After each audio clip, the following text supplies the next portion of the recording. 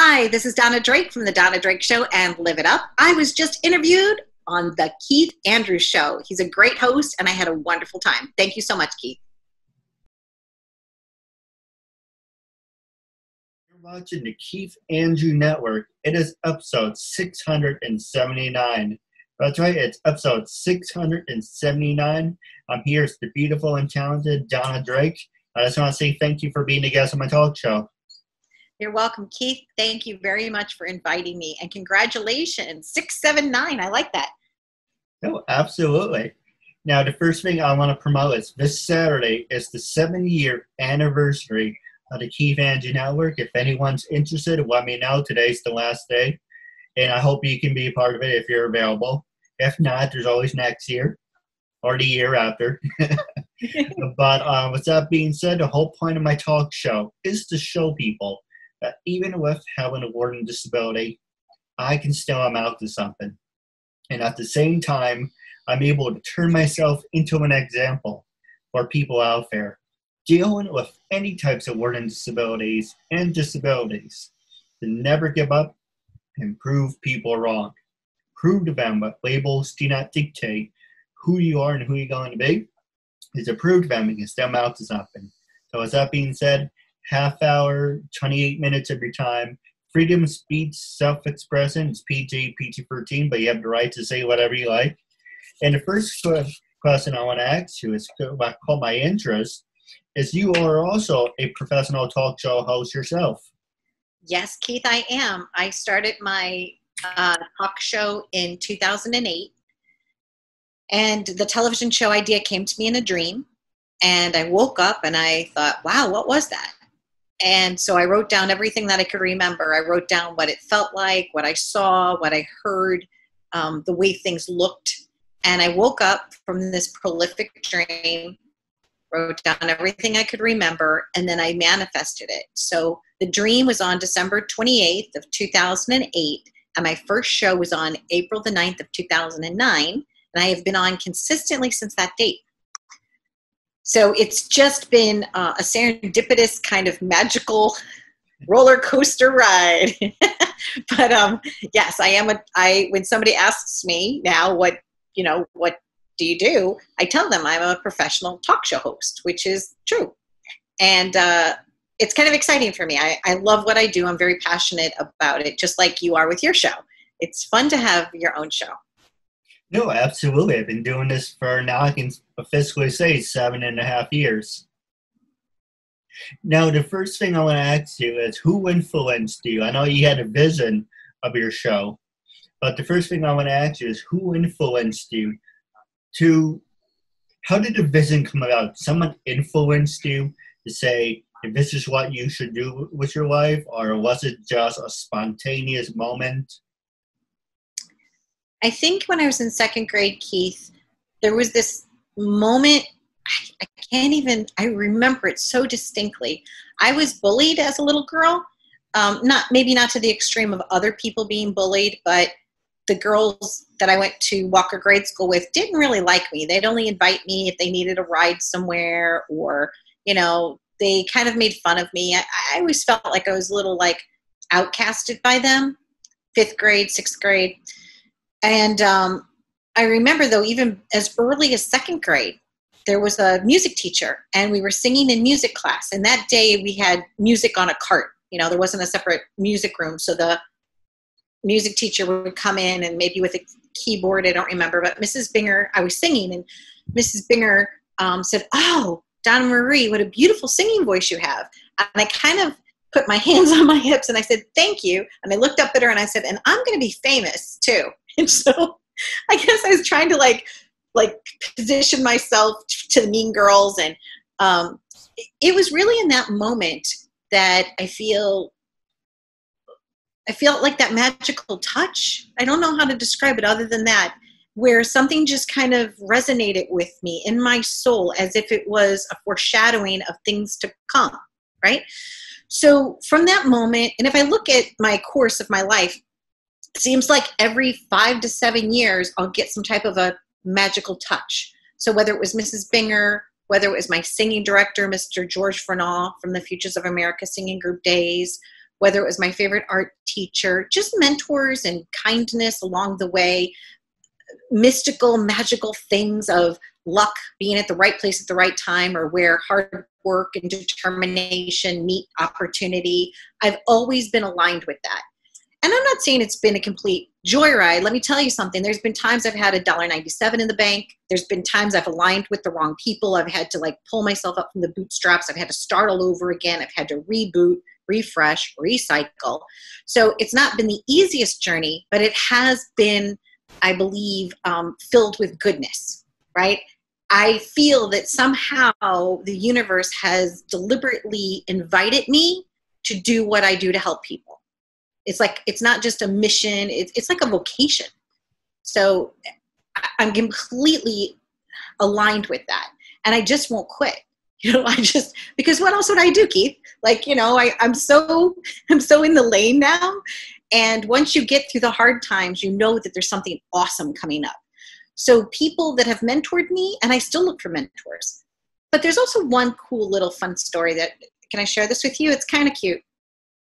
I worked at WLNY TV, which is where my show now airs. And every day from 1997 until 2001, I would walk by this big poster of Oprah Winfrey. And I would look up at her and I'd say, wow, if you can do it, I can do it. I'm like, if you can do it, I can do it. And when WLNY TV was sold to CBS, they were asking people if we wanted any of the artifacts. And I now have that same poster framed of the Oprah Winfrey when she started her show many, many, many years ago. So I guess, she's an inspiration. Just everybody, everyday life, I feel people can inspire us in a million ways. And I'm so honored that you invited me to be on your show because it's fun to have the tables turn. No, absolutely. I'm still getting used to being interviewed. I'm a great talker, so once you get me started, I'm like diarrhea in the mouth. Yeah, I know. I think I just answered you in a long format instead of a short soundbite. So I'll try to make my other answers less thought and more sound. I like to keep it real, so just express yourself is all that matters. Now, where on Long Island are you based? Or are you in the city?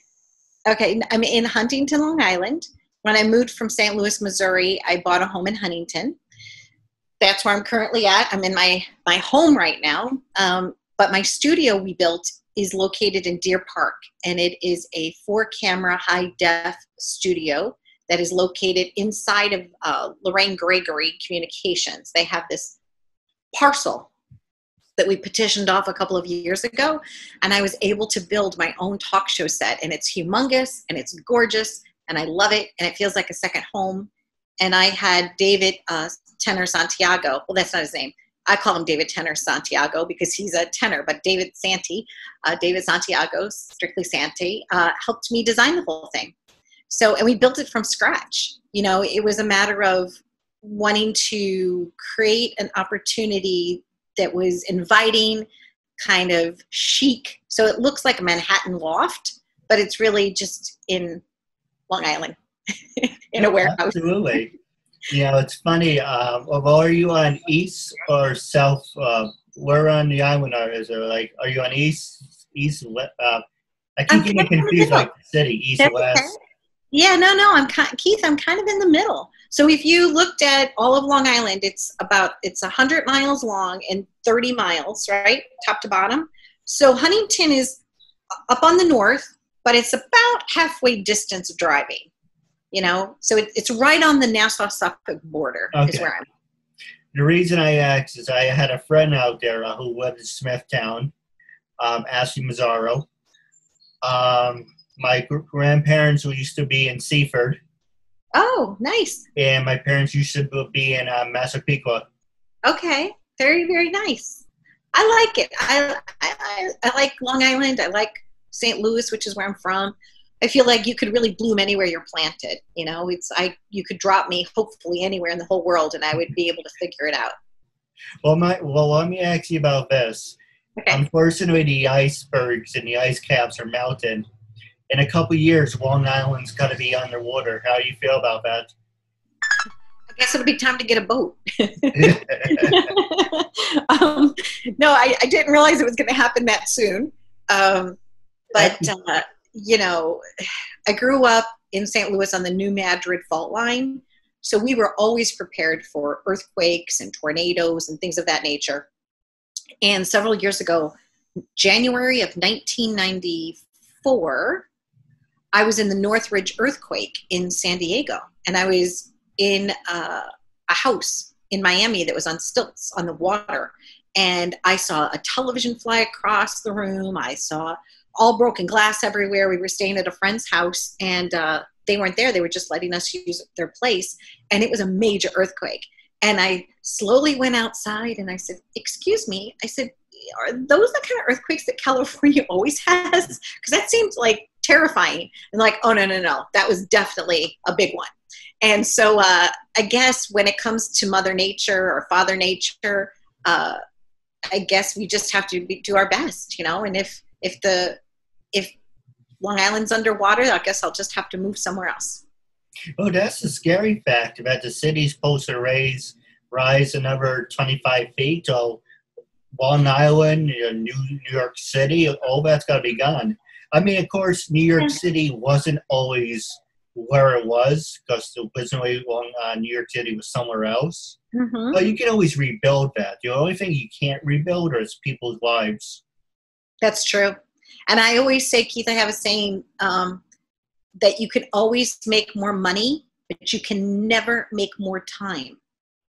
So when your time is, you know, of the essence, it's so valuable and people are so valuable. And that's why it was so nice of you to invite me on your show because, you know, your time is valuable. And I'm excited to spend this time with you. But that's one of my favorite things, you know, because you can always make more money. You can always rebuild something. You can make a boat. Like I said, I kind of said that in, you know, jest, but I really, truly believe that humans are our greatest asset. No, absolutely. We're going to take a quick commercial break. When we come back, I'm going to ask you about social media. Who are some of your favorite guests? Hi, I'm Paisley Blackburn. I'm Ashley Burgess. Hi, my name is Jeanette Abney. Hi, I'm Sharon Spank. Hey, this is Samantha Moore. Hi, I'm Melody Jones. Hi, my name is Becky Yee. Hi, you're watching the Keith Andrew Network. Ladies and gentlemen, welcome back to the Keith Andrew Network. This is episode 679. I'm here as the beautiful and talented Ms. Donna Drake. Now, the last two questions I want to ask you is, who were some of your favorite guests that you had on your talk show, and who do you want to have on your talk show? Okay. So favorite guest, would you like me to tell you a favorite celebrity or a favorite everyday hero, or? That's completely up to you. Because there's been a lot. I've interviewed close to 8,000 people now. And I guess I would say, who do I want to pick today? I really enjoyed, and I've used this example before, I really liked interviewing Jay Leno. I really did.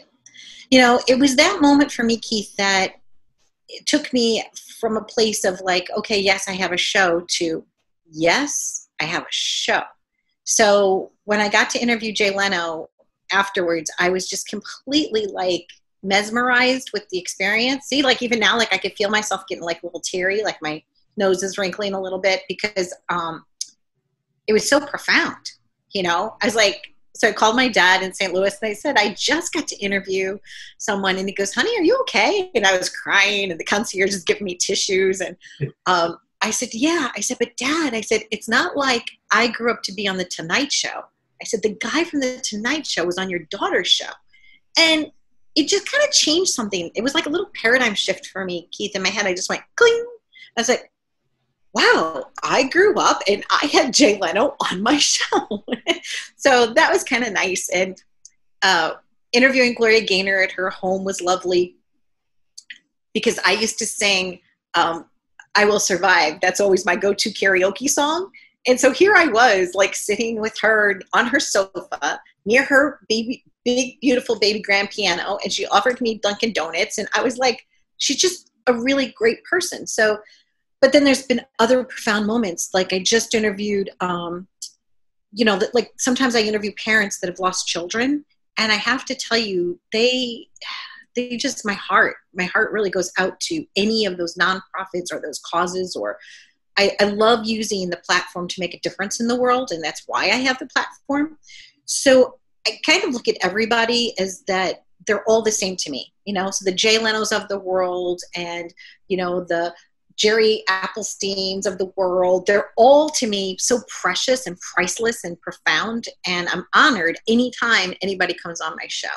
So that's a little bit about like some of my favorite guests and who has inspired me. And who have I not done yet? Do you want to know my list?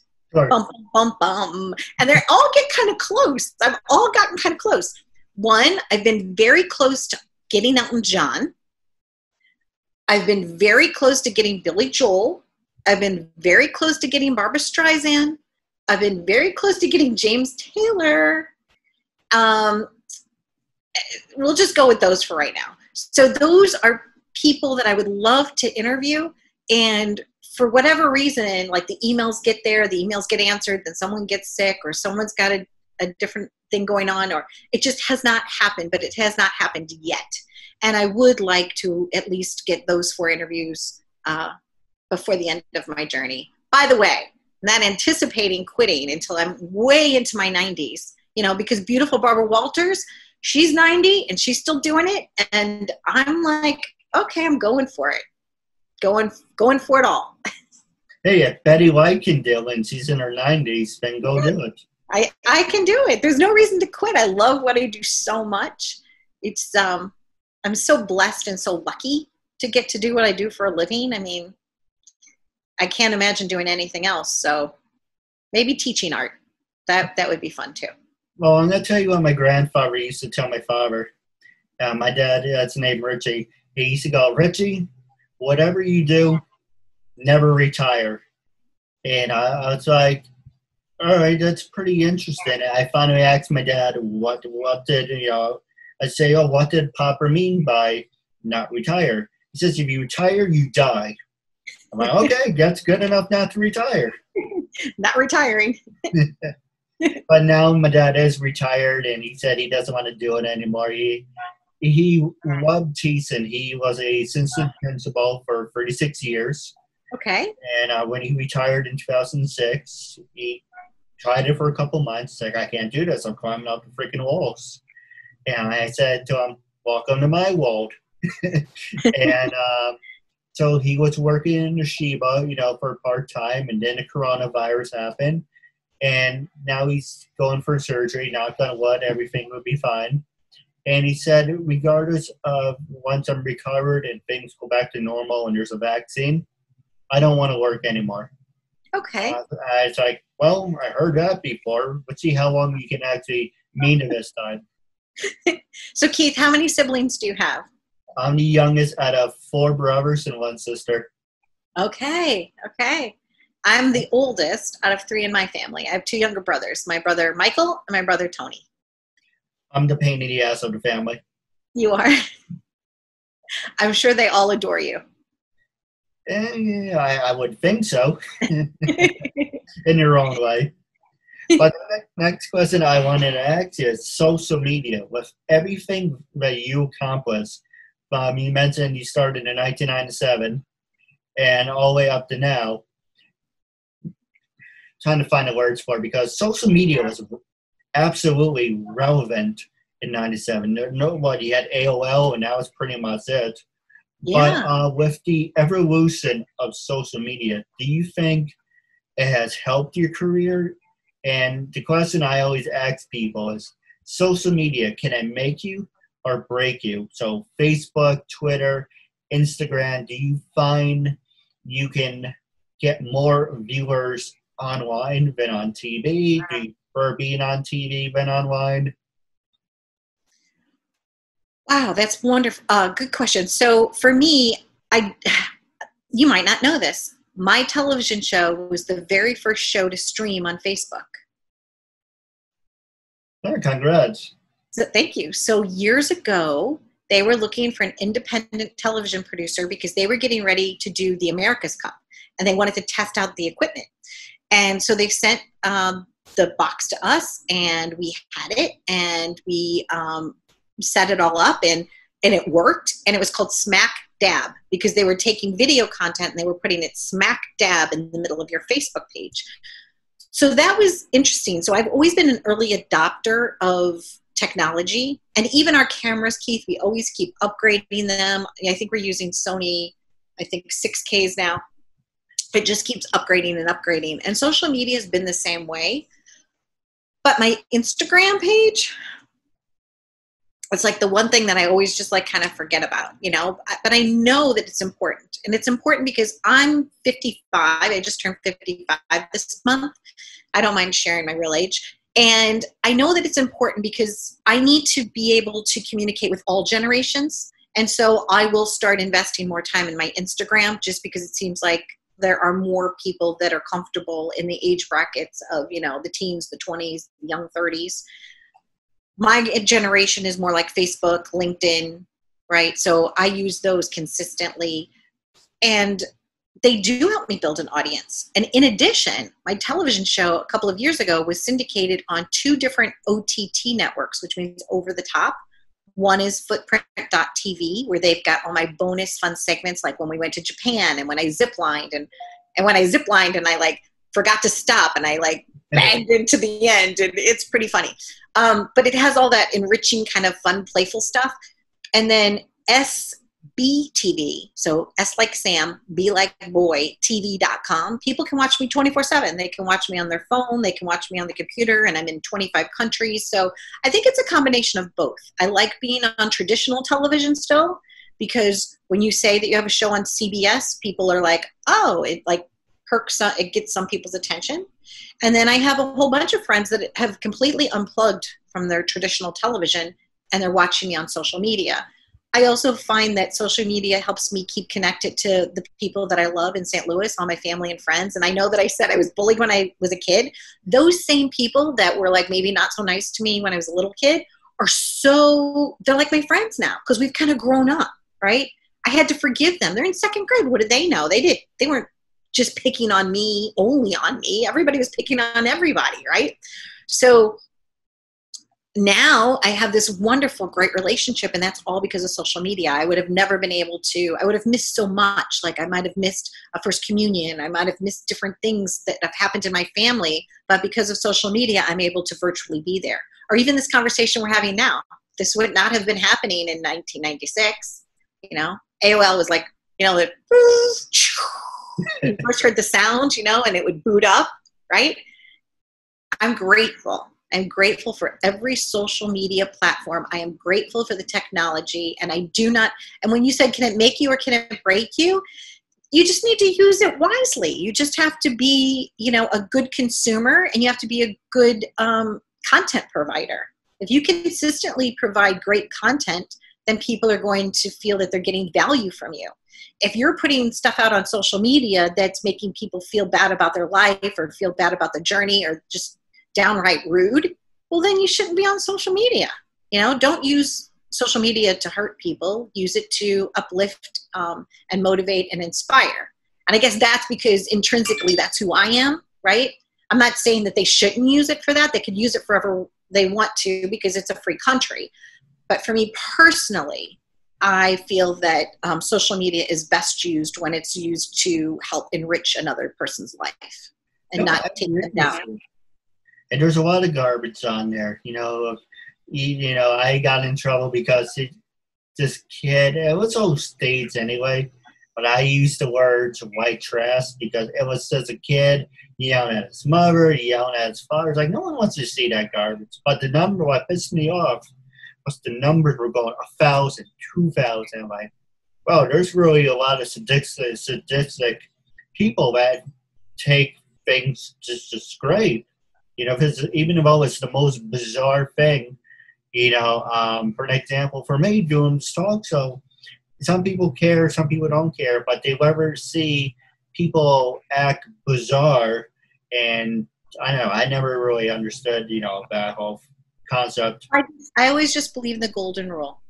Do unto others as you would have do unto you. And just be kind. At the end of the day, just be kind.